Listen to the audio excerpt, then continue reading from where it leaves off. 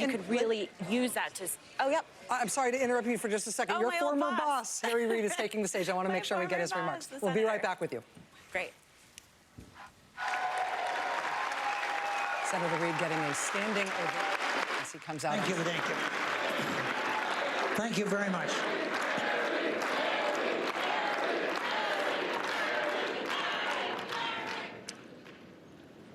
Thank you very much.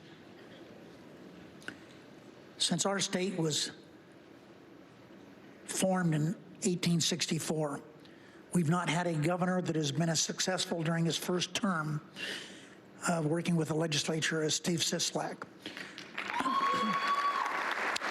What he's been able to do with giving state employees the right to organize, what he's done with recognizing early on that climate's a problem in America today, it's a problem here in Nevada, and what he's done with the environment is significant, and I'm proud of him, what he's done. A lot of people talk about doing things about guns. He did it. But understand, we talk about empowering women. What's happened in Nevada is just the opposite. Women have empowered us.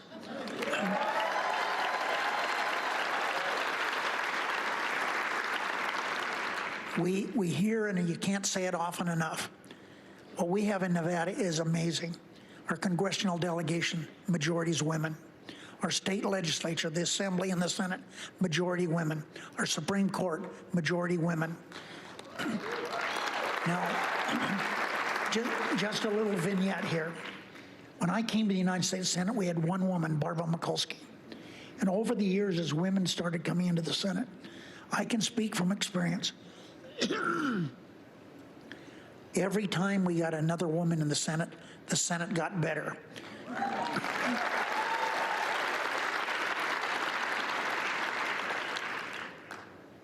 We saw the debacle in Iowa.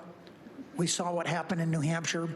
Iowa and New Hampshire do not represent the makeup of the United States. And that's why pundits are saying, and I'm saying, that we should have Nevada as the first state to vote.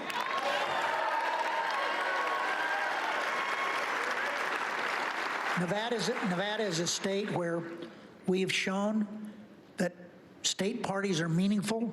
We have the best state party organization in the entire country. It didn't happen overnight. We've had many people to work to make it a good party. Appreciate Chairman McCurdy, what he's been doing.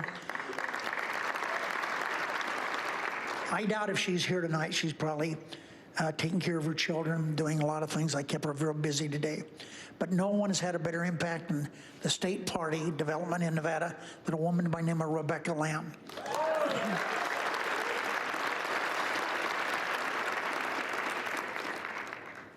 Nevada is a state that is representative of the country. It's diverse. It's heavily unionized. It's a state where everyone needs to recognize that tourism is a number 1, 2, or 3 economic driver in any state. And that's why when people come here, they need to talk about tourism because it is important. It's important to Nevada and the rest of the country. Well, what are we going to do? The main thing we're going to do is thump Trump. Thank you very much.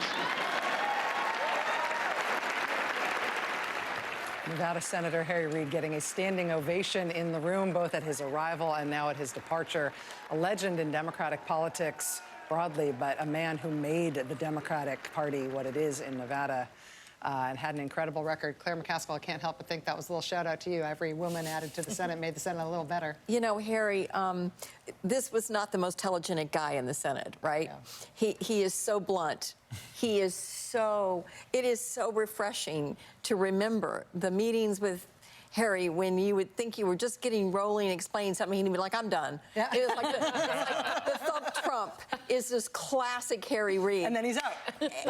We're out. And I will give Harry credit. He was nervous about women because he had not always had a record that was impeccable from a perspective of reproductive freedom. And as a result, he was always reaching out to the women, always pulling the women in his office, always empowering the women of the Senate to take on more responsibility. And clearly, it still means a lot to him. And that's a good message to hear tonight as this debate begins. Let me bring Maria Urbina back into this conversation as a female former staffer to Senator Reid. Maria, I'm sorry I had to interrupt you there, but I figured you wouldn't mind because that is your former boss. Senator Reid, we're just talking here on the panel, has been you almost can't overstate how effective he has been within the state at making it possible for Democrats to win there and for making such an impressive Democratic operation in that state, right? That's right. And the senator is correct in saying that Senator Reid really invests in the leadership of women. When I think about my time in his Senate office, when I think about my time on the campaign in 2010, it's largely women who are running most of his operations, and it's women that he looks to oftentimes. Another piece that folks don't know in sort of drawing why Nevada is important, when Senator Reid ran in 2010, everyone said he was out of here. He was a dead man walking. And he squarely won that race, and you can look it up, because Latinos and immigrants in this state really showed up. And so the reason Nevada is important, the reason it matters, is that that translated to how Senator Reid governed. It translated to how he led the Senate. And if you talk to many immigrant rights organizations, they will remember the work that Senator Reid did. And it always, it wasn't always perfect, but it stayed with him when he saw communities organize and show up in these elections. And so for Nevada to be on display tonight, to have these candidates competing in a place where these issues are so resonant, the rest of the country gets to talk about how can we expect these candidates to govern as they look forward after Trump. Maria Urbina, National Political Director for the Indivisible Project. Thank you so much for taking time to be with us tonight. We're excited to have you here. Thanks a lot.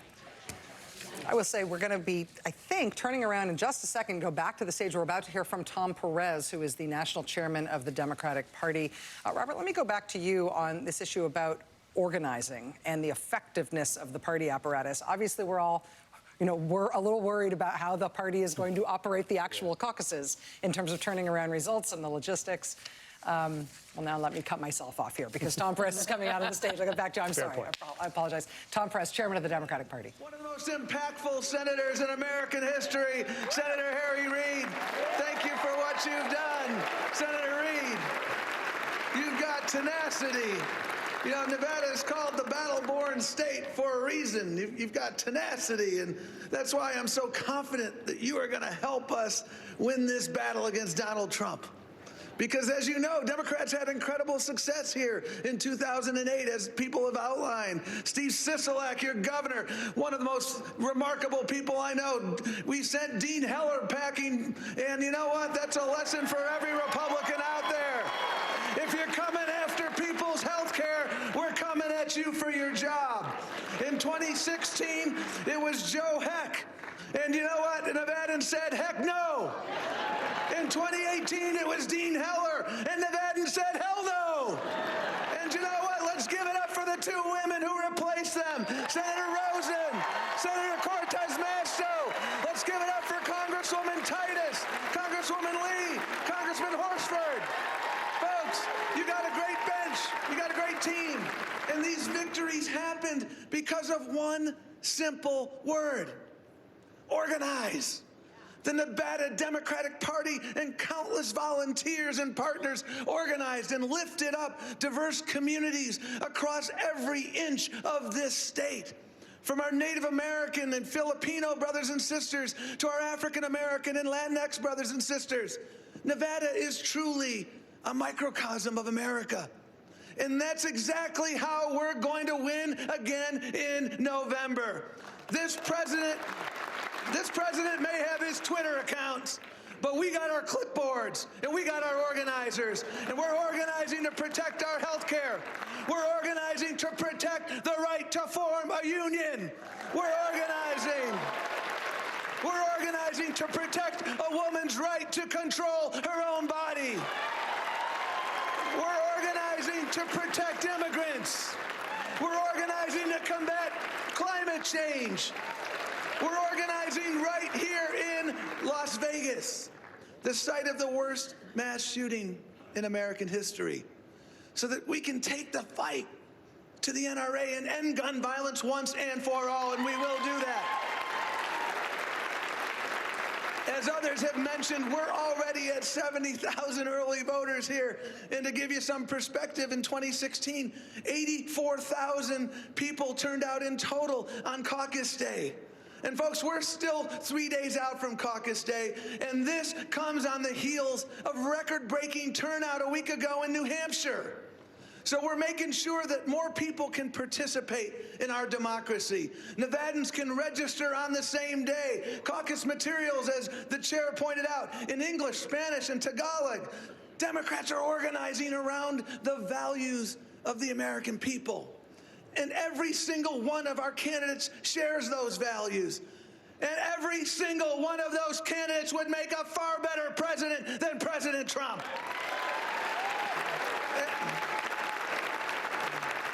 And the American people think so too. The latest Quinnipiac poll from a week ago and a Washington Post poll from today shows that every single candidate on this stage would defeat Donald Trump in a head-to-head matchup, folks.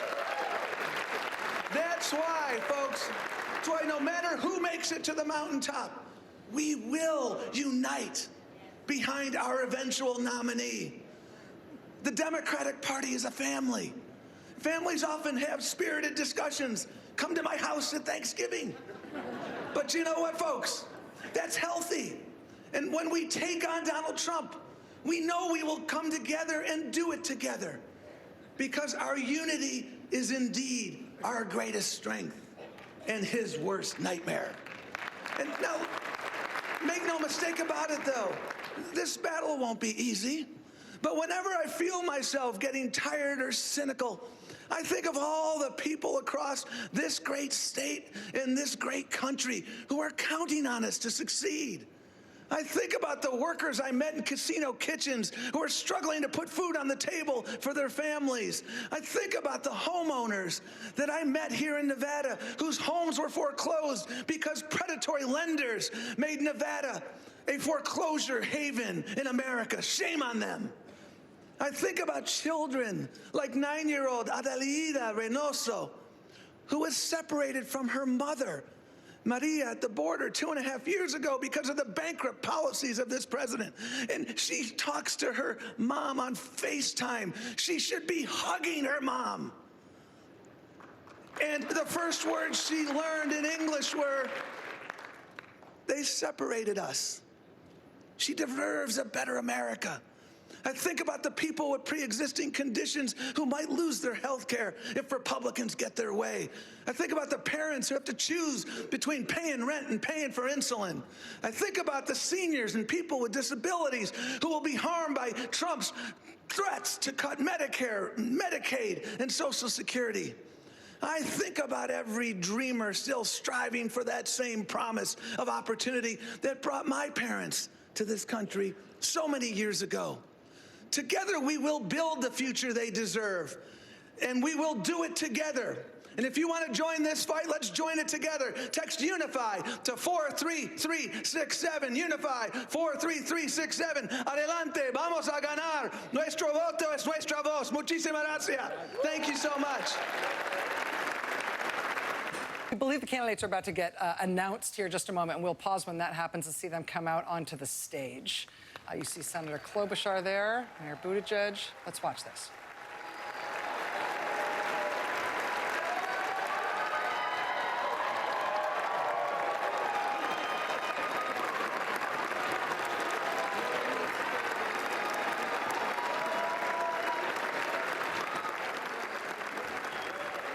Senator Amy Klobuchar, Mayor Pete Buttigieg, former Vice President Joe Biden, Senator Bernie Sanders, Senator Elizabeth Warren, and former New York City Mayor Mike Bloomberg. These 6 contenders who are about to take their positions at the podium tonight. This is the first time we've seen Mayor Bloomberg on the stage at all. The polling questions around Bloomberg are big black boxes because they reflect the amazing amount of money that he has spent. But this will be the first time he competes in the flesh with these other contenders.